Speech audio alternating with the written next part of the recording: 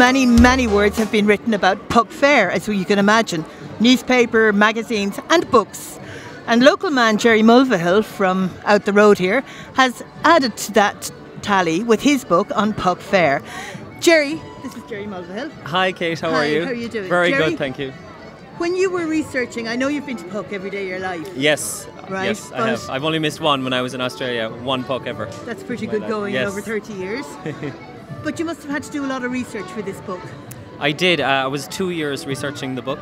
I did a lot of interviews with the travelling community. Michael Houlihan worked very closely with me. He's a local historian. I took around maybe 500 photographs and had to narrow that down for the book. And I also hired an artist to do 12 paintings in the book. So it was 2 years of intense work. Absolutely wonderful. Yeah. Absolutely wonderful, Jerry. And tell me, did you find that there was much differences in the Puck today and the Puck from, say, 60 or 100 years ago? Yeah, I think Puck is changing rapidly, like from decade to decade. I think in the past, some of the travelling community told me it used to be like a very heavily a matchmaking fair, and it used to be arranged marriages and things. So I think that's kind of drifted off. It's less now about an animal fair, and I think it's tourism has taken over. The animal fair used to be in the Fairfield, now it's in Evansfield, and I think that's slowly fading away, and it's becoming just a worldwide kind of intriguing attraction for tourists. You know. Do you think we should set up a matchmaking service again? Why not? I guess could work. Could be a good idea, yeah. And tell me, Jerry, what's the funniest, the oddest, the strangest thing you found out during your research about Puck Fair?